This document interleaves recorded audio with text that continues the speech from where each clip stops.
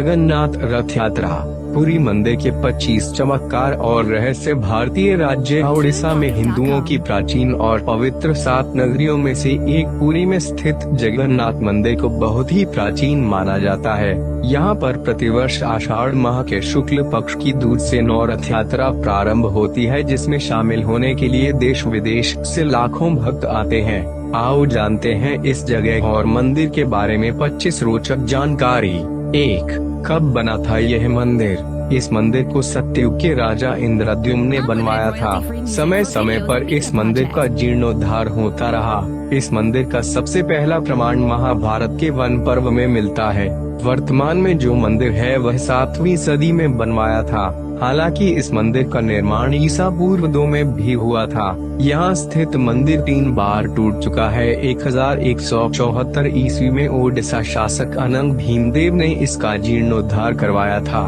मुख्य मंदिर के आसपास लगभग 30 छोटे बड़े मंदिर स्थापित हैं। 2. नीलमाधव। ब्रह्म और स्कंद पुराण के अनुसार यहाँ भगवान विष्णु पुरुषोत्तम नीलमाधव के रूप में अवतरित हुए और सबर जनजाति के परम पूज्य देवता बन गए। ज्येष्ठ पूर्णिमा से आषाढ़ पूर्णिमा तक सबर जाति के दैतापति जगन्नाथ जी की सारी रीतियां करते हैं। 3. श्री हरि विष्णु पूजे गए श्री राम के रूप में। पुरुषोत्तम हरि को यहाँ भगवान राम का रूप माना गया है। रामायण के उत्तराखंड के अनुसार भगवान राम ने रावण के भाई विभीषण को अपने इक्ष्वाकु वंश के कुल देवता भगवान जगन्नाथ की आराधना करने को कहा। आज भी पुरी के श्री मंदिर में विभीषण वंदना की परंपरा कायम है। 4. श्री कृष्ण बने जग के नाथ जगन्नाथ। बाद में नीलमाधव को श्री हरि विष्णु के 8वें अवतार श्री कृष्ण के रूप में पूजा जाने लगा। साथ ही उनके बड़े भाई बलभद्र और बहन सुभद्रा को भी पूजा जाने लगा। इसके पीछे भी एक कथा है। 5. सभी दिशाओं से रक्षा होती है इस क्षेत्र की। स्कंद पुराण के अनुसार पुरी एक दक्षिणवर्ती शंख की तरह है और यह 5 कोस यानी 16 किलोमीटर क्षेत्र में फैला है।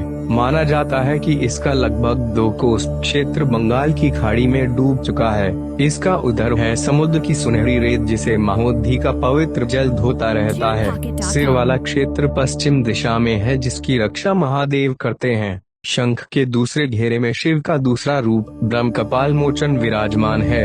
माना जाता है कि भगवान ब्रह्मा का एक सिर महादेव की हथेली से चिपक गया था और वह यहीं आकर गिरा था।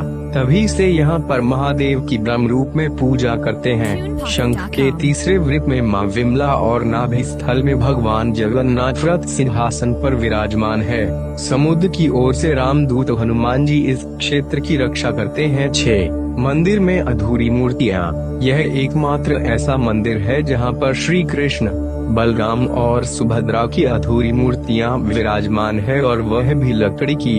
हर वर्ष मूर्तियाँ बदल दी जाती है। मूर्तियों के अधूरे बनने और लकड़ी के बनाने के पीछे एक लंबी कथा है जो राजा इंद्रद्युम्न और उनकी पत्नी गुंडीचा से जुड़ी हुई है। 7. हवा के विपरीत लहराता ध्वज। श्री जगन्नाथ मंदिर के ऊपर स्थापित लाल ध्वज सदैव हवा के विपरीत दिशा में लहराता है। ऐसा किस कारण होता है यह तो वैज्ञानिक ही बता सकते हैं, लेकिन यह निश्चित ही आश्चर्यजनक बात है।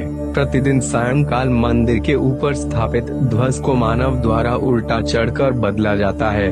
ध्वज भी इतना भव्य है कि जब यह लहराता है तो इसे सब देखते ही रह जाते हैं। ध्वज पर शिव का चंद्र बना हुआ है। 8. गुम्बद की छाया नहीं बनती। मंदिर के पास खड़े रहकर इसका गुम्बद देख पाना असंभव है। मुख्य गुम्बद की छाया दिन के किसी भी समय अदृश्य ही रहती है। 9. भारत का सबसे भव्य मंदिर। यह भारत का सबसे भव्य और ऊंचा मंदिर है।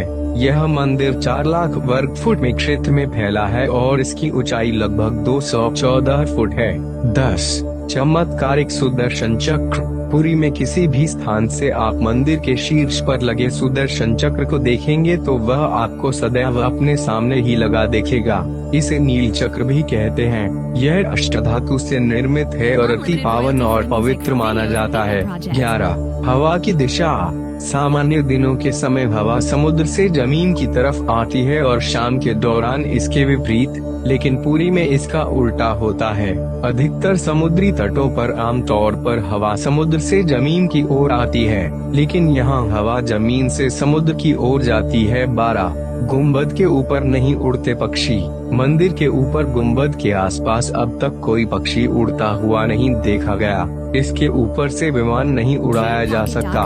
मंदिर के शिखर के पास पक्षी उड़ते नजर नहीं आते, जबकि देखा गया है कि भारत के अधिकतर मंदिरों के गुंबदों पर पक्षी बैठ जाते हैं या आसपास उड़ते हुए नजर आते हैं। हालांकि कि यह भी कहा गया है कि जिस भी दिन ऐसी घटना घटेगी समझना अशुभ समय प्रारंभ हो गया है। 13 दुनिया का सबसे बड़ा रसोई घर, 500 रसोइये 300 सहयोगियों के साथ बनाते हैं भगवान जगन्नाथ जी का प्रसाद। लगभग 20 लाख भक्त कर सकते हैं यहाँ भोजन। मंदिर के अंदर पकाने के लिए भोजन की मात्रा पूरे वर्ष के लिए रहती है। प्रसाद की एक भी मात्रा कभी भी व्यर्थ नहीं जाती। कहा जाता है कि मंदिर में प्रतिदिन प्रसाद 20,000 लोगों के लिए ही बनाया जाता है, लेकिन त्योहार वाले दिन 50,000 लोगों के लिए बनाया जाता है। लेकिन कहा जाता है कि यदि किसी दिन लाखों लोग भी आ जाए तो भी वह प्रसाद ग्रहण करके ही जाते हैं। 14 अजीब तरीके से ही पकता है चावल। मंदिर की रसोई में प्रसाद पकाने के लिए 7 बर्तन एक दूसरे पर रखे जाते हैं और सब कुछ लकड़ी पर ही पकाया जाता है। इस प्रक्रिया में शीर्ष बर्तन में सामग्री पहले पकती है, फिर क्रमश नीचे की तरफ एक के बाद एक पकती जाती है, अर्थात सबसे ऊपर रखे बर्तन का खाना पहले पक जाता है न चमत्कार। 15 समुद्र की ध्वनि। मंदिर के सिंह द्वार में पहला कदम प्रवेश करने पर ही मंदिर के अंदर से आप सागर द्वारा निर्मित किसी भी ध्वनि को नहीं सुन सकते। आप मंदिर के बाहर से एक ही कदम को पार करें तब आप इसे सुन सकते हैं। इसे शाम को स्पष्ट रूप से अनुभव किया जा सकता है।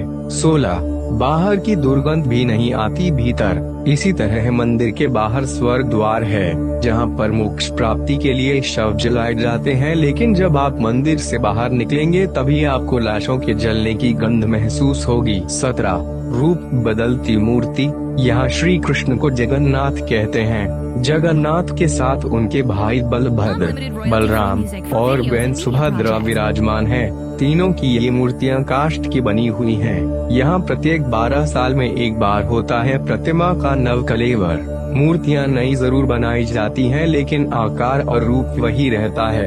कहा जाता है कि उन मूर्तियों की पूजा नहीं होती, केवल दर्शनार्थ रखी गई है। 18 विश्व की सबसे बड़ी रथ यात्रा। आषाढ़ माह में भगवान रथ पर सवार होकर अपनी मौसी रानी गुंडिचा के घर जाते हैं। यह रथ यात्रा 5 किलोमीटर में फैले पुरुषोत्तम क्षेत्र में ही होती है। रानी गुंडिचा भगवान जगन्नाथ के परम भक्त राजा इंद्रद्युम्न की पत्नी थी, इसीलिए रानी को भगवान जगन्नाथ की मौसी कहा जाता है। अपनी मौसी के घर भगवान 8 दिन रहते हैं। आषाढ़ शुक्ल दशमी को वापसी की यात्रा होती है। भगवान जगन्नाथ का रथ नंदी घोष है, देवी सुभद्रा का रथ दर्पदलन है और भाई बलभद्र का रक्षस्थल ध्वज है। पुरी के गजपति महाराज सोने की झाड़ू बुहारते हैं, जिसे छेरा पैरन कहते हैं। 19 हनुमान जी करते हैं जगन्नाथ की समुद्र से रक्षा। माना जाता है कि 3 बार समुद्र ने जगन्नाथ जी के मंदिर को तोड़ दिया था।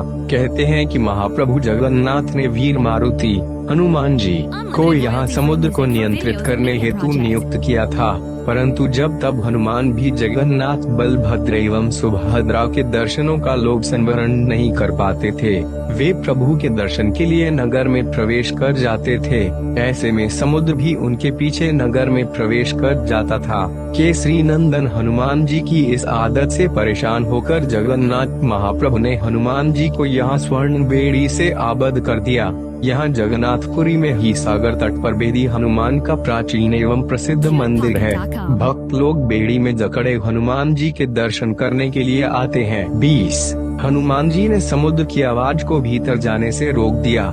एक बार नारद जी ने हनुमान जी को बताया कि समुद्र की आवाज के कारण प्रभु मंदिर के भीतर तो नहीं पाते हैं। तब हनुमान जी ने क्रोधित होकर समुद्र को वहां से दूर हटने को कहा। इस पर समुद्र देवता ने प्रकट होकर कहा कि मेरी आवाज तो आपके पिता पवनदेव के कारण ही चारों दिशाओं में जाती है, आप उनसे विनती करें। तब हनुमान जी पवनदेव से इस आवाज को रोकने का कहते हैं। तब पवनदेव कहते हैं कि पुत्र यह संभव नहीं है, परंतु तुम्हें एक उपाय बताता हूँ कि तुम्हें मंदिर के आसपास ध्वनिरहित वायु कोशीय वृत्त या विवर्तन बनाना होगा। हनुमान जी समझ गए। तब हनुमान जी ने अपनी शक्ति से खुद को 2 भागों में विभाजित किया और फिर वे वायु से भी तेज गति से मंदिर के आसपास चक्कर लगाने लगे। इससे वायु का ऐसा चक्र बना कि समुद्र की ध्वनि मंदिर के भीतर न जाकर मंदिर के आसपास ही घूमती रहती है और मंदिर में श्री जगन्नाथ जी आराम से सोते रहते हैं। 21 पांडवों ने किए थे यहाँ पर दर्शन। किंवदंतियों के अनुसार कहते हैं कि अज्ञातवास के दौरान द्रौपदी 5 पांडव भगवान जगन्नाथ के दर्शन करने गए थे। प्रभु जगन्नाथ के मंदिर के अंदर पांडवों का स्थान अब भी मौजूद है। ऐसा कहते हैं कि भगवान जगन्नाथ जब चंदन यात्रा करते हैं तो 5 पांडव उनके साथ नरेंद्र सरोवर जाते हैं। आज भी श्री मंदिर में 21 दिवसीय चंदन यात्रा का आयोजन होता है। ऐसे में श्री मंदिर से 1 किलोमीटर की दूरी पर मौजूद नरेंद्र सरोवर तक यात्रा निकलती है। 22 स्वर्ण दान। महान सिख सम्राट महाराजा रणजीत सिंह ने इस मंदिर को प्रचुर मात्रा में स्वर्ण दान किया था, जो कि उनके द्वारा स्वर्ण मंदिर अमृतसर को दिए गए स्वर्ण से कहीं अधिक था। 23 ईसा मसीह भी यहाँ आए थे प्रभु के दर्शन करने। कुछ किताबों में और जनश्रुतियों से यह पता चलता है कि ईसा मसीह सिल्क रूट से होते हुए जब कश्मीर आए थे तब पुन बेथलेहम जाते वक्त उन्होंने भगवान जगन्नाथ के दर्शन किए थे। आदि शंकराचार्य ने भी यहाँ की यात्रा की थी और यहाँ पर उन्होंने 4 मठों में से एक गोवर्धन मठ की स्थापना की थी। 24 गैर हिंदू का प्रवेश निषेध। इस मंदिर में गैर भारतीय धर्म के लोगों का प्रवेश प्रतिबंधित है। माना जाता है कि ये प्रतिबंध कई विदेशियों द्वारा मंदिर और निकटवर्ती क्षेत्रों में घुसपैठ और हमलों के कारण लगाए गए हैं। पूर्व में मंदिर को क्षति पहुंचाने के प्रयास किए जाते रहे हैं। 25 मंदिर के रहस्य। कहते हैं कि मंदिर के एक नहीं हजारों रहस्य हैं। यहाँ कई रहस्यमयी किताबें, ग्रंथों के साथ ही खजाने भी रखे हुए होने की बात कही जाती है। एक ऐसा भी समय था जबकि सैकड़ों वर्षों के लिए मंदिर रेत में दब गया था और भविष्यवाणी है कि आने वाले समय में भी ऐसा होने वाला है। जय महाकाल।